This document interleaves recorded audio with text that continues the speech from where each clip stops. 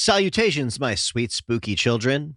Welcome to the month of Halloween. It is I, Spooky Dave Makes Noises. Ooh. I just wanted to humbly ask you to join our subreddit, r/MrRipper, if you'd like to submit your stories. And if you're a DM or player looking for a group, mayhaps consider joining our Discord server, mayhaps, where hundreds of people are looking to roll some dice with you. Today's video is made possible with support from our friends over at Dark World Studios, and we'll touch on that in a brief moment.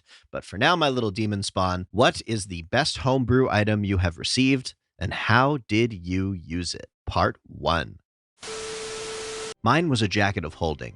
Regular jacket, but the pockets worked like bags of holding. My party and I used it for a lot of things, but my favorite was when we used it to steal an evil wizard's staff with his arcane focus.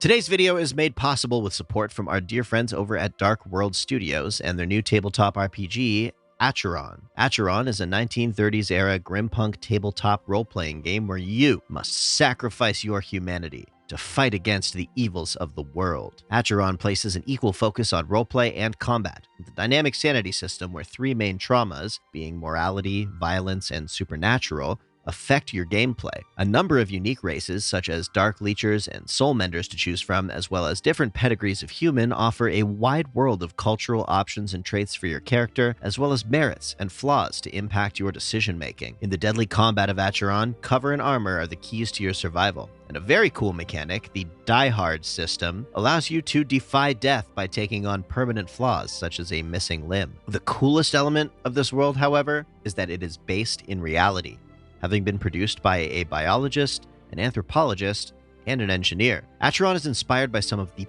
best lore around, including the SCP Foundation, the whole Lovecraftian mythos, The Witcher's emphasis on knowing thy enemy, and even real historical events. For more information, feel free to check out www.darkworldstudios.net, where you can dig deeper into the lore and even jump into the beta to get a taste of the action. Thank you again, Dark World Studios, for supporting our channel. This game looks amazing, and I can't wait to try it out. An automag. Basically, it's a heavy-hitting pistol with high accuracy. The gun has two modes.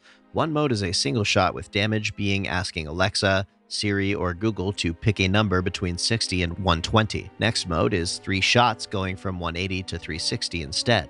The downside is that ammo is rare. I didn't get this item. Our party wizard got it. It was a wizard's hat, like a proper one, blue and pointy and dotted with stars. It had a special effect where the wearer got to roll 3 d20s, and depending what they rolled, they could get extra spells from the hat. The spells would be activated by taking a star off the hat. They would come back every day. However, the first rendition of the hat was broken, to say the very least. Our GM noticed it when our wizard got 3 meteors for the day, and used one to destroy a group of bandits that didn't even have the chance to get close to our wagon. The item was a small model archway that I found while exploring ahead in a dungeon while the party argued about what to do next. The item is known as the Gatekeepers Key. While not in combat, you can place the item on a vertical surface and it will create a door that opens into a demi-plane. The plane is a stone room, 20 by 20, with a small pit in the center for a fireplace. If the door is open, then anyone can enter. If it is closed, only the owner can open it. This item is a great place to keep my druid's pet chimera and the gems I have gathered for its hoard. Several years ago, I played D&D with my brother as DM in a campaign, where we needed to get to an offshore location in a rowboat. I have no idea what chain of logic and or stupidity led to this, but we cast Detect Magic to see if the boat was magic. The DM rolls a percentile. 100. The DM checks the DMG. Sentient magic item. Sadly, we didn't get to do much with Carl the rowboat. Within the same session he was introduced, the DM had to retcon away the world's stupidest plot twist to avoid total campaign derailment. As entertaining as it certainly would have been, he was not at all prepared for a seafaring campaign starring a sentient boat. The Royal Crest of Ardvand. A very large tower shield that had been bathed in the breath weapons of each dragon type, passed down from the High King to his sons for generations before it found itself on the floor of a brewery consumed by an oblex. The shield belonged to the brother of an NPC that is currently helping us, and it was his wishes that the shield stayed with a warrior, thus my fighter getting it. It's essentially a one-handed tower shield that provides half cover for myself against ranged and spell attacks. It's also a +1 shield that allows me to pick one type of dragon daily, and the shield will grant resistances against their breath attack damage type, while also allowing me to mimic that breath weapon once through the shield per day. Only catch is, if you use the breath attack, you lose the resistance until the next dawn. The first time I used it was in a battle with an altered beholder that had downed 2 of us, left most of us on low health, and put me at 2 death saving throw failures. I couldn't reach it with my pointy things, so I shot flames instead. Edit, I forgot to add how I used it. TLDR, a +1 shield that gives half cover resistance to a damage type I can pick per day, and a 30-foot cone breath attack of the type I'm resistant to for 8d10, half on a dex save. Not an item, but a feat. It was called Room Sweeper, and I was pretty broken. If the room was the size or smaller of your movement speed, you had advantage on attacks, and if you finish off an enemy, you get 1 extra attack, and taking the mobile feat and having 40 speed, that's pretty good. I was a Warforged fighter, and my party consisting of a Fire Genasi rogue, human druid, half-orc barbarian, and elf wizard. We were clearing out a goblin cave, and it was pretty early into it. We split up, and that was the stupidest thing you can ever do. The room I opened was 15 goblins, all armed to the teeth. Being a level 12 fighter and having 3 attackers, +6 strength, and a +2 longsword, I cleared the room before my party got to the door, after hearing the screams from the goblins. One of the current campaigns I'm in is very high magic, and our DM pretty much has a, if you have the gold and it isn't ridiculously hard to come by, you can buy it attitude about standard magical items. And he likes homebrewing stuff too. Our DM has given the party a basket of endless breadsticks that you can convince to give you breadsticks by passing a persuasion check, a sword that makes you laugh uncontrollably while holding it, a wand of magic missile that just yells, "Magic missile! Magic missile! Magic missile! Oh man!" in a squeaky voice when you try to use it, and a scarf that lets you disguise self at will for as long as you can keep your emotions calm. He gave my character a magical quarterstaff from my character's deity that allowed me to use my spellcasting ability for attacks and hits rather than my strength. I was Goblin Druid with 10 strength and 20 wisdom, so that was pretty cool. Unfortunately, I already had a Staff of the Woodlands, and I was a Circle of the Shepherd Druid, focused on powerful ranged attacks, so I didn't get a chance to use it, which breaks my heart. I came up with a plan to sell the Staff of the Woodlands and begin prepping spells that would be cool for melee combat, but I actually ended up retiring that character a couple weeks ago for personal reasons before I had the chance. Now I'm playing a halfling fighter archaeologist. Level 12, but only starting equipment.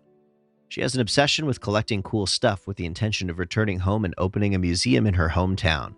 I'm hoping maybe she'll find some cool stuff because of that. The coolest homebrew I got as a player was a weapon called Handle. Think a sword hilt without a blade. Within the handle was a space for a gem, and Detect Magic showed it produced a magic aura. I carried it around for a few months out of game before I found a gem to fit it. It was a ruby, and when I placed it in the handle, a sword blade of fire emitted from it.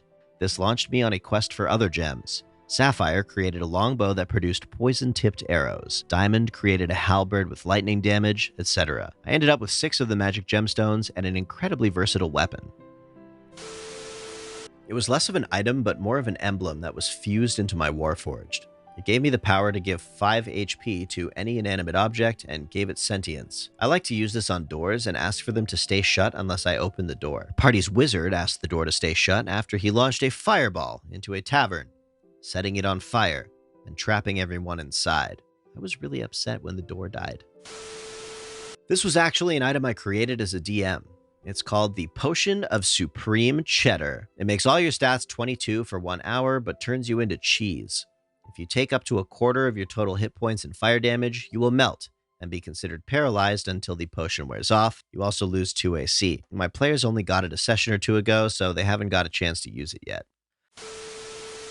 Wand of Polymorph and Pyroblast. The user would use the wand on the target, and the target would have to make a con save. On a failure, the enemy is transformed into a random creature, then takes 15 d8 fire damage. Now, this should kill the creature, but that's not always the case. Our sorcerer once turned a bandit leader into an ancient red dragon and only did a meager 50 damage to it. The party had to flee the battle, and the dragon went on to raise the capital city. I'm the DM, and my party is about to encounter a pot that will make any type of food you want. It only stops when you put the lid on. So one day, someone asked for Jello and then accidentally knocked over the pot. They ran out of the room and never put the lid back on. Basically just slammed the door and hoped the Jello wouldn't break it down. Compressed Jello in a room over many years. The pot is still creating Jello. Not saying this is how gelatinous cubes were created everywhere, but this is how gelatinous cubes were created in my world. Sorry my players haven't gotten to this yet. We'll update when they do. I guarantee shenanigans. I was the DM, but I was super surprised about this use. The Earth Genasi monk had a quarterstaff that could split into as many pieces as wanted, but they would be divided by a number equal to the number of pieces. They then returned to the monk's hand and returned to its normal size. Anyways, the monk ended up using it to create darts that return into a quarterstaff when not in use. Just not how I expected it used. I was the DM for this one. I made a sword that had a percentage roll instead of damage with a 1% mechanic on a roll of 50 that traps the victim's soul within the blade to be tortured for eternity. I had plans to kill one of my PCs, but wasn't expecting what happened next. NPC had lured the party to the Big Bad Evil Guy under false pretenses. Fight breaks out and Big Bad Evil Guy swings at Half-Orc Barbarian. Hit. Roll percentile, 50. Facepalm. What should have been a session of recover the body for resurrection turned into a campaign to recover his soul that is now being tortured within the sword. Unfortunately, the campaign died out a couple sessions later because young players were having difficulties learning the system. A tip of the hat to you, brave adventurer, for sitting tight to the very end of this video. Your superhuman attention span has netted you 1 inspiration point to use in life to really crush that next ability check. I hope that it serves you well. Just wanted to send out another heartfelt thank you to our sponsor for today, Dark World Studios, and their new game, Acheron. It looks really cool. I am super excited to sink my teeth into it. If you're a DM or a player looking for a group, please check out our Discord server. Lots of folk finding their parties there. It's really exciting to see all these hungry adventurers finally feed their appetite for action. If you have a story you just have to share with us, please consider joining our subreddit, r/MrRipper, where we are sourcing many of the amazing tales we weave here on the channel. We have live streams every Sunday and Wednesday, and Knowledge with Nolan dropping every Saturday. All in all, we are doing our very best to keep your week full of tabletop gaming inspiration and motivation, and we couldn't do it without you. So thank you so much for being a part of this thing. Today, I hope that you begin to look for similarities instead of differences, the next indicated action instead of a reason to stay put. These tools, deceptively simple, may really help you in your overarching quest for happiness. That's all we got for today, my friend. Please sub for Nat 20s. We love you over here at Rip Daddy's house and can't wait to see you tomorrow. Thanks again for watching, and be well.